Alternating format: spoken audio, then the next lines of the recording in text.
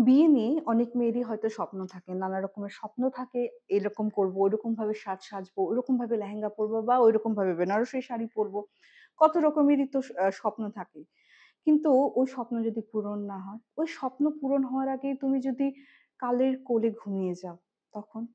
সেই স্বপ্ন পূরণ করতে গিয়ে সেই বৈদেহী আত্মারা আবার আসে এই পৃথিবীতে? নমস্কার বন্ধুরা, কেমন আছেন আপনারা? আমি রুমকি। আজ একটি প্রচন্ড আনইউজুয়াল একটা ঘটনা নিয়ে এসেছি। ঘটনাটা শেয়ার করেছে রঞ্জনা মহন্ত। ঠিক আছে? রঞ্জনা মহন্ত থাকেন হলো উনি দিল্লি থেকে পাঠিয়েছেন এবং ওনার ছোট বোনের সঙ্গে কিন্তু এই ঘটনাটা মানে ছোট বোন এটা সাক্ষী। ঘটনা ওনার সঙ্গে হয়নি কিন্তু ওনার শ্বশুরবাড়িতে এই ঘটনাটা ঘটেছে। হ্যাঁ? তো কি হয়েছে, ছোট বোনের হাসব্যান্ড হলো তোমার ইঞ্জিনিয়ার এবং ও কানাডায় থাকে এবং মানে হাসব্যান্ডের জন্য ওনার ছোট বোনও কিন্তু এখন কানাডায় শিফট। হ্যাঁ? তো ওরা কিন্তু ওই আমার মতোই, আমি যেমন প্রবাসী বাঙালি, born and brought up Assam, ঠিক তেমনি ওরা কিন্তু ওই দিল্লি মানে ওনার হাসব্যান্ড আর কি, মানে রঞ্জনা ম্যামের যে ছোট বোন ওনাকে আদর করে নাকি পুচি ডাকতেন। পুচির husband UP born and brought up. তো বুঝতেই পারছো অত তো বেশি দূর নয় দিল্লি মানে ইয়েটা আরকি, বর্ডার লাইনটা, বর্ডারটা দিল্লি এবং ইউপি। তো যাই হোক, তো আ খুব পছন্দ। তো যখন আরকি উনি নন বেঙ্গলি, হ্যাঁ? তো আ রঞ্জনা ম্যামরা তো বেঙ্গলি। তো উনি বললেন যে আ আ মানে যেহেতু নিজেরা পছন্দ করেছে তাই আরকি বিয়ে আরকি। তো এটা তো কোনো ম্যাটার করে না আজকাল। তো এই যে রঞ্জনা ম্যামের যে ছোট বোন পুচির হাসব্যান্ডের বড় ভাই আছে যে বাই প্রফেশন ডক্টর, উনার বাবাও ডক্টর। উনার মা আরকি স্কুল টিচার ছিলেন কিন্তু পরে উনি রিটায়ার্ড করে যান আরকি, হ্যাঁ? গভর্নমেন্ট স্কুলেই ছিলেন। তো ঠিক আছে, বাবা বড় ভাই ইয়ে কিন্তু বড় ভাই বিয়ে করেনি। তো সবাই আরকি বলছে জেনারেলি ওই ক্ষেত্রে কি হয়, একটা রিজিড ইয়ে থাকে যে বড়ে ভাইয়া কা পেহলে শাদি হোগি, আফটার দ্যাট ছোটে ভাই কা শাদি। তো বড় ভাই থাকতে কেন ছোট ভাইয়ের বিয়ে দিচ্ছে? এই কোয়েশ্চেনটা রঞ্জনা ওরাও এরাইজ করেছে যে সত্যি তো। আ আমার বোনের বিয়ে হয়ে যাচ্ছে ছোট বোনের সঙ্গে, মানে তখন কিন্তু রঞ্জনা ম্যামের বিয়ে হয়ে গেছে, হ্যাঁ? তো বলছে যে ওর বড় ভাই বিয়ে করেনি, কি কারণ? তো বলছে যে তখন ওরা সত্যি কথাটাই বলে যে অ্যাকচুয়ালি আমার বড় ছেলে বিয়ে করতে চায় না। কেন বিয়ে করতে চায় না? বলে আজ থেকে প্রায় ২ বছর আগে আমার মানে বড় ছেলেরই একজন মানে কি বলবো? মেডিকেল স্টুডেন্ট ছিল, একসঙ্গে পড়াশোনা করেছে এবং দুজনেই ডক্টর ছিলেন এবং ওদের একটা খুব সুন্দর একটা রিলেশন তৈরি হয় এবং দুজন দুজনাকে পছন্দ করত, বিয়েও করবে। হ্যাঁ? তো বিয়ে ঠিকঠাক হয়েছিল এবং ওই ওরা মেয়েটাও ইউপিতেই থাকতো। ওই দিল্লিতে ওরা এসছে বিয়ের বাজার করতে এবং বিয়ের বাজার করতে এসেই মেয়েটার নাকি রোড অ্যাক্সিডেন্ট হয়ে সে স্পট ডেড হয়ে যায়। এই জিনিসটা আরকি যেহেতু বুঝতেই পারছো এতদিনের ভালোবাসা, তো বড় ভাই বলেছে, "আমি ওকে ভুলতে পারব না, আমি ওকে বিয়ে করব না। ওকে ওকে ছাড়া আমি কাউকে বিয়ে করতে পারব না।" হ্যাঁ? মানে অ্যাজ এ ওয়াইফ হিসাবে আমি কাউকে গ্রহণ করতে পারব না। তো ওই জায়গায় ওর মা-বাবাও বুঝতে পেরেছে উনার মেন্টাল কন্ডিশন। তো উনারা বলছে, "আমরাও তোমাকে কোনদিনও জোর দেব না।" কারণ কোনো একটা রিলেশন যখন মানে এই স্পেশালি হাসব্যান্ড ওয়াইফ এর রিলেশনটা যখন একটা মানে হয় না রিলেশনটা, দুজনের মতামত থাকে। এখন তুমি রেডি না, আরেকটা মেয়েকে আনবো, সেও তো কষ্ট পাবে। তুমি যদি ওকে ওরকমভাবে যথাযোগ্য সম্মান না দাও, ওকে ওরকমভাবে ভালোবাসা না দাও। আর তোমার মনে যদি অলরেডি সে যদিও এই পৃথিবীতে নেই কিন্তু সে তো আছে। তুমি তো তাকে পুরোপুরিভাবে ভালোবাসতে পারবে না। তো কি দরকার একটা মেয়েকে কষ্ট দেওয়া? সত্যি আমার খুব ভালো লেগেছে এই মানসিকতার কথাটা মানে শুনে আরকি। হ্যাঁ? তো ঠিক আছে। তো তখন মানে বলল যে, "ছোট ভাই যখন পছন্দ করে ওকে বিয়ে দিয়ে দাও।" তো ওর জন্য তড়িঘড়ি করে বিয়ে দেওয়া। ঠিক আছে। তো বিয়ে-টিয়ে দিয়েছে। সবকিছু ঠিকঠাক আছে। এভরিথিং ইস ওকে। তো কিছুদিন থাকার পর ওরা তো কানাডায় চলে গেছে। তো পুচির বিয়ে হওয়ার ধরো ৩-৪ বছর পর পুচি কনসিভ করেছে ওখানে, বাচ্চা-কাচ্চাও হয়ে গেছে। ঠিক আছে? তো পুচির বিয়ে হওয়ার ঠিক ২.৫-৩ বছর পর তখন ও হঠাৎ মানে শুনতে পারল যে আ পুচির শ্বশুরমশাই ফোন করে বলছেন যে বড় এখন রাজি হয়েছে বিয়ে করবে বলে। মেয়ে দেখেছে, একটা মেয়ে পছন্দ হয়েছে। বাচ্চাদের স্কুলে পড়ে, মেয়েটা শান্ত ভালো, হ্যাঁ? খুব মিষ্টি মেয়ে। তো তখন পুচির হাসব্যান্ড বলছে যে, "দাদা এট লাস্ট আরকি রাজি হয়েছে। তোমরা কেউ প্রেশার করোনি তো?" বলছে, "না, না প্রেশার করিনি। অ্যাকচুয়ালি তোর মায়ের শরীরটা খুব খারাপ তো। আর যতই বলি নিজের মানুষ তো নিজেরই হয়। নিজের বউ, ঘরের বউ তো নিজেরই হয়, হ্যাঁ? যতই আয়া আর নার্স রেখে দেই, হ্যাঁ? আর নিজের মানুষের সঙ্গে যখন প্রাণ খুলে কথা বলতে আ বলা যায় সেটা তো আর অন্য কারো সঙ্গে বলা যায় না।" তখন আবার দাদা বলছে যে, "দেখো মার আবার এই দুঃখ দূর করতে গিয়ে তুমি যেই মেয়েটাকে নিয়ে আসছো তার সঙ্গে যাতে কোন রকমের মানে injustice না হয়।" তখন বাবা বলল যে, "না, ও এখন অনেকটা মানে রেডি আরকি। রেডি আছে। ও চেষ্টা করছে সময়ের সঙ্গে, সঙ্গে নিজে মানে ওকে ভুলিয়ে নিজের মানে গতিতে চলা। কারণ ও দেখছে আরকি যে ওর জন্য হয়তো অনেকগুলি মানুষ কষ্ট পাচ্ছে, ও নিজেও তো কষ্ট পাচ্ছে। এখন ও নিজেও চাইছে যে জিনিসটাকে ভুলতে। তো বলছে, "তাহলে তো খুবই ভালো। ঠিক আছে, তো ডেট জানিয়ে নিও, আমরা চলে আসবো।" ঠিক আছে, ওরা চলে আসলো এবং যেহেতু বললাম নন বেঙ্গলি বিবাহ, ওদের বারাত তো জানো কেমন ধুমধাম করে যায়। তো ঠিক তেমনই ওরকম ভাবেই বারাত বেরোলো। খুব ধুমধাম করে উনার বড় ছেলের কিন্তু বিয়ে হলো, হ্যাঁ? তো পুচিও ছিল, রঞ্জনা ওরাও গেছিলেন, হ্যাঁ? রঞ্জনা ম্যামরাও গেছিলেন। যাওয়ার পর মানে খুব মস্তি মজাক হয়েছে। খুব ভালো লেগেছে। মানে ওখানে ওদের বিয়ের রিচুয়ালস আমাদের বিয়ের রিচুয়ালস গুলি তো আলাদা হয়। যদিও সিঁদুর দান, মালা বদল হয়। বাট স্টিল বহুত আলাদা, অনেক আলাদা, হ্যাঁ? আমাদের রিচুয়ালস আর ওদের রিচুয়ালস এ। তো ওরাও খুব এনজয় করেছে। করার পর পুচিতে সময় হয়েছে, ওরা কানাডা চলে গেছে। অ্যান্ড অ্যাকর্ডিং টু পুচি, যেটা আরকি উনার দিদির সঙ্গে উনি বললেন যে, "না খুব ভালো হয়েছে। এতদিন ওয়েট করার পর জেঠানি বহুত আচ্ছা মিলা।" মানে যেটা হয় আরকি বাইরে থাকলে না হিন্দিটাই আরকি ওরা বাংলাটা কম হিন্দিটাই বলে। যেমন আমাদের ওখানে গেলে আমি অসমিয়াটাই বেরিয়ে আসে। ওরকম টাইপেরই হয়। বলছি, "जेठानी बहुत अच्छी मिली, बहुत ही अच्छी है और लगता नहीं है कि जेठानी है, दीदी जैसा लगती है, वैसे ही मुझसे बात करती है, अपनापन लगता है बहुत।" ঠিক আছে, ভালো হলেই তো ভালো বলো? তো হঠাৎ কি হলো, রঞ্জনা ম্যামরা অনেক পরে জানতে পারেন ব্যাপারটা, সেটাও পুচির মুখে। তো কি হয়েছে, এই উনি তো স্কুল কন্টিনিউ করছেন আরকি, হ্যাঁ? যেহেতু বাচ্চাদের স্কুল ছিল অ্যান্ড ওনাকে বলেছে, "তুমি স্কুল যাও, তুমি তোমার লাইফস্টাইলটা চেঞ্জ করবে না।" হ্যাঁ? তো ঠিক আছে, স্কুল থেকে আসার পর শাশুড়ির সঙ্গে গল্প করছে। মানে একটা খুব সুন্দর এনভায়রনমেন্ট কিন্তু তৈরি হচ্ছে।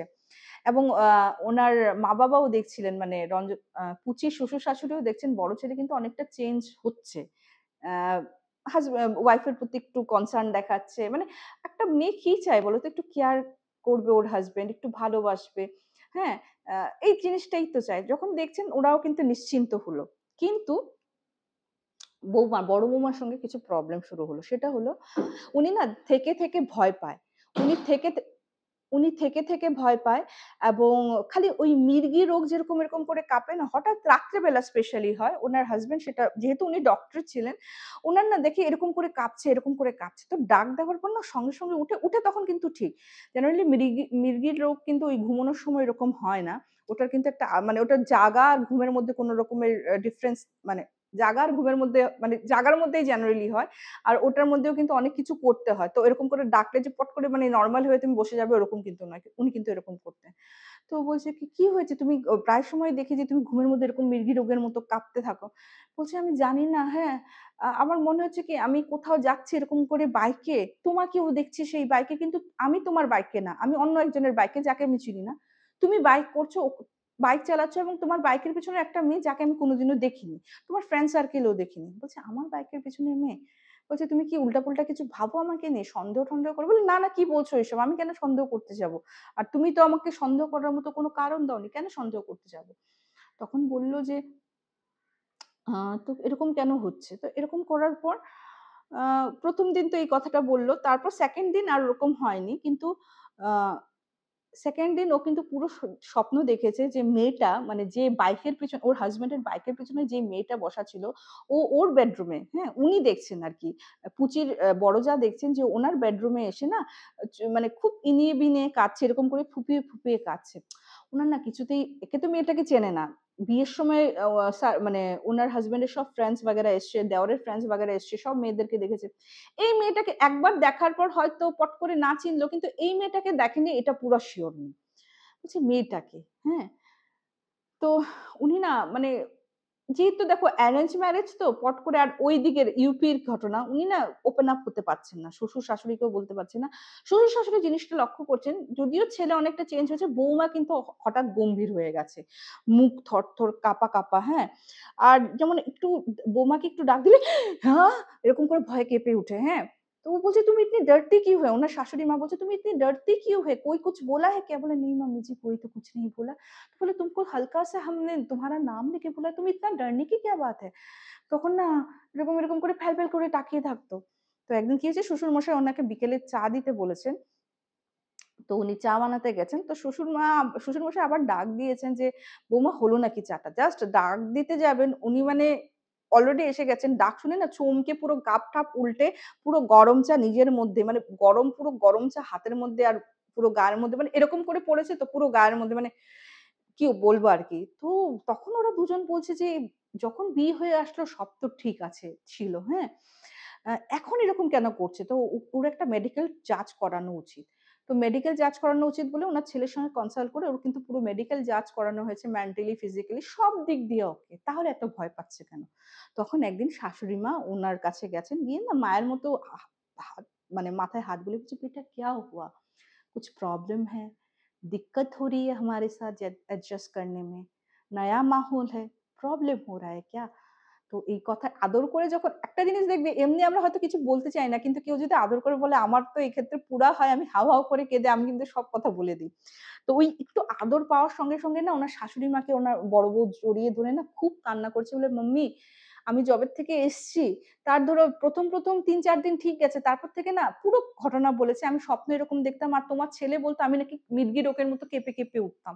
অথচ ঘুম ভাঙার পর কিন্তু আমি পুরো ওকে। কিন্তু আমার কিন্তু ওরকম কোনদিনও কোনো কিছু ছিল না। তুমি আমার মাম্মি-পাপাকে জিজ্ঞেস করো আমার সঙ্গে কোনদিনও এরকম কোনো কিছু হয়নি।" তারপরে না মেয়েটাকে আমি চিনতে পারছি না।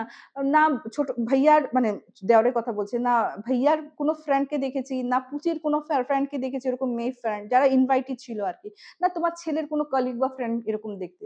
মেয়েটাকে না আমি চিনতে পারি না। তারপর মা জানো তারপর কি হয়েছে আমি তারপর আমার ওই মির্গি রোগের ইয়েটা বন্ধ হয়ে গেছে। তারপর আমি স্বপ্ন দেখতাম কি ও না এসে কাঁদতো। আমার রুমটাই ডুকরে, ডুকরে কাঁদতো, হ্যাঁ? তারপর আমি দেখতাম কি হ্যাঁ, তারপর তো আমি এটা স্বপ্ন না গো, আমি পুরো খালি চোখে দেখতে পেয়েছি। সেদিন যে পাপাজি আমাকে ডাকলো না, আমি চায়ের ট্রেটা নিয়ে না আসছিলাম, হঠাৎ পাপাজি ডেকেছে না, হঠাৎ ও আমার সামনে এরকম করে এসে গেছে as if ও চায়ের ট্রেটা নেবে আর আমি ওটা ভয়ে চমকে উঠেছি। উম তোমরা কেউ দেখো না নাকি মা মেয়েটাকে? তো উনার শাশুড়ি মা বলছে, "না, এখানে আমরা ৩ জন থাকি। হাউস হেল্প যারা কাজ করে চলে যায়, আর কে থাকবে মা? আর তো কেউ না।" বলছে, "মা তাহলে আমি কেন দেখি ওকে? আমি স্বপ্নে দেখতাম। তারপর কেন আমি খালি চোখে এখন ওকে দেখতে পাই? আমি ওর জন্য তো প্রচন্ড ভয় লাগে মা, আমি কি করব?" তো বলছি যে, "মেয়েটা কেমন দেখতে?" বলছে, "ও গোরি চিট্টি হ্যায়।" মানে ফর্সা আরকি দেখতে ফর্সা, হ্যাঁ? আর লম্বে বাল হ্যায়, হ্যাঁ? আর দেখি তোমার ছেলে, অন্য কোনো ছেলে দেখিনি। তোমার ছেলের বাইকের পিছনে থাকে। আর আমি যখন দেখতাম যে আমিও বাইকে থাকি কিন্তু সেটা অন্য ছেলে। ওই ছেলেকেও কোনোদিনও দেখিনি। বা আমি এরকম কেন দেখি? তোমার ছেলের পিছনে তো আমার থাকার কথা। ওই মেয়েটাকে কেন দেখি?"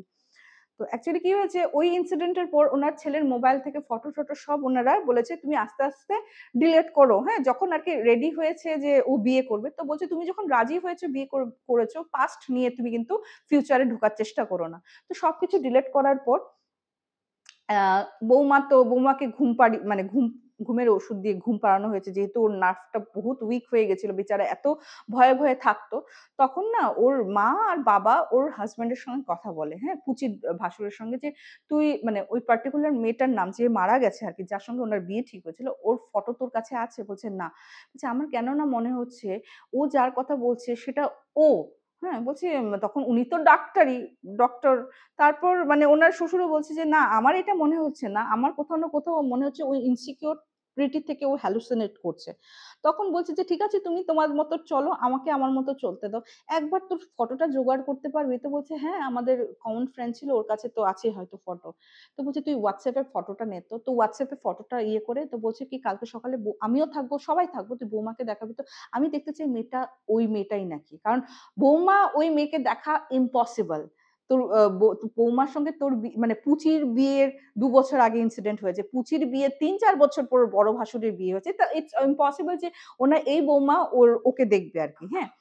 তো বলছে, "হ্যাঁ, কথাটা তো ঠিক।" বলছে, "যদিও এই মেয়েটা ওটাই হয় তাহলে বৌমাকে কিন্তু কোনো ভালো পন্ডিতজিকে দেখাতে হবে।" হ্যাঁ? ঠিক আছে, সকাল হলো, ঘুম ভাঙলো এবং ও না আস্তে, আস্তে উনার বড় বউ প্রচন্ড উইক হয়ে যেতে লাগলেন। যেহেতু ঘুম হচ্ছে না, ট্রমাতে একটা ভুগছিলেন। ঠিক আছে? তখন কি হলো বলতো? আ তোমার ইয়ে আ সকালবেলা ওই ফটোটা এসছে WhatsApp এ ফটোটা দেখিয়েছে। দেখানোর পর তো ও চিৎকার করে মানে বলছে, "হ্যাঁ, হ্যাঁ, यही वो लड़की है। इसी को तो मैं देखती हूँ। मेरे रूम में वो रोती रहती है। अभी तो मैं खाली आँखों में भी उसको देख सकती हूँ। है जैसे मेरा आँख जब खुला ना नींद से, मैं देखी थी मेरे घर के दरवाजे के पास वो खड़ी थी।" এরকম করে মানে ও চিৎকার মানে উল্লাস বলবে না মানে ও এতদিনে পেয়েছে। বুঝাতে পারবে যে সবাইকে যে আমি ওকে দেখেছি, আমি মিথ্যে কথা বলিনি বা আমার মেন্টালি কোনো ডিসব্যালেন্স নেই ওরকম টাইপের, হ্যাঁ? তো বলছে যে, "ঠিক আছে বুঝতে পেরেছি, বুঝতে পেরেছি।" তো বৌমাকে বলছে আ বৌমাকে কিন্তু আগে ওরা সব কথা বলেই বৌমাকে জানিয়ে রেখেছিল। তো বলছে যে, "बेटी आज हम लोग पंडित जी के पास जाएँगे।" तो बोलছে, "ठीक है।" তো ও পন্ডিতজির কাছে গেল, তো পন্ডিতজিকে সব কথা খুলে বলল। তখন বলছে যে, তোমাকে তো আগেই বলেছিলাম ওর বিয়ে ঠিক হয়েছিল, ভালোবাসতো মেয়েটাকে, বাট ওরকম অ্যাক্সিডেন্টাল ডেথ হয়। আমরা ওকে প্রেশারাইজ করিনি। যখন ও মানে এতদিন যাওয়ার পর ও যখন মেন্টালি দেখলাম যে স্টেবল, তখন মানে ও রাজি, তখনই কিন্তু তোমার সঙ্গে প্রপোজাল আর প্রপোজালের আ কথাটা বাড়িয়েছি, অ্যান্ড অলসো বিয়ের আগে কিন্তু তোমাকে সবকিছু খুলে আমরা বলেছি। বলছে, "হ্যাঁ মাম্মিজি।" তো বলছে, "অ্যাকচুয়ালি তুমি যাকে দেখো সে কিন্তু ওই মেয়েটাই।" মানে ও তো পুরা অবাক। আর ওর মাথায়ও আসেনি কোনদিনও যে ও স্বপ্নে যে মেয়েটা দেখেছে ওর হাসব্যান্ডের এক্স গার্লফ্রেন্ড বা মৃত গার্লফ্রেন্ড বা উড বি ওয়াইফ ছিল আরকি, যেটাই বলি আমি। তো এটা মানে শোনার পর পন্ডিতজি যখন বলল যে বলছে হো সাকতা হ্যায়, তখন ওর ইয়েকে জিজ্ঞেস করলো, বড় ছেলেকে, যে তুমি কি ওর শান্তির জন্য কোনো কিছু ক্রিয়াকর্ম করেছিলে? বলছে, "না, আমি তো ওরকম কোনো ক্রিয়াকর্ম করিনি। কারণ আমাদের তো বিয়ে হয়নি। যা করেছে ওর মা-বাবাই করেছে। আমি কিছু করিনি।" বলছে, "এটাই অ্যাকচুয়ালি কি, হয়তো তোমাদের ওরকমভাবে বিয়ে হয়নি। হয়তো তুমি ওরকম ৭ পাকে বাঁধা পড়েনি। কিন্তু তোমরা তো একে অপরকে নিজের হাসব্যান্ড ওয়াইফ হিসেবেই মেনে নিয়েছিলে না?" বলছে, "হ্যাঁ।" তো ওটা তখন পন্ডিতজি বলল, "ওটার জন্যই ও আটকে রয়েছে, এবং ও যখন দেখছে যে ওর জায়গায় তুমি অন্য কাউকে স্থান দিয়েছো, ওটা ওর খুব কষ্ট হচ্ছে। বাবা, তুমি তোমার হাতে ওর শান্তি ক্রিয়াকর্ম করো, হ্যাঁ? সো দ্যাট ওর সোলটা শান্তি পায়। তাহলে কিন্তু ও অন্য জগতে যেতে ওর সুবিধা হবে।" তো বলছে, "আপ জৈসা বলোগে वैसा ही होगा।" তো পন্ডিতজি সব কথা বলে উনিই অ্যারেঞ্জ করে দিয়েছিলেন সবকিছু। ওখানে হাওয়ান যজ্ঞ হয়েছে, এবং পার্টিকুলারলি পুচির সেই বড় ভাসুর কিন্তু উনার সেই মৃত আ ওয়াইফ বলবো কিনা, ফিয়ন্সের নামে কিন্তু পুরো আ শান্তি যজ্ঞটা করে, হাওয়ানটা করে। অ্যান্ড আফটার দ্যাট পুচির বড় জা কিন্তু আর কোন রকমের অদ্ভুত ভয়ংকর কোন কিছুই দেখেননি।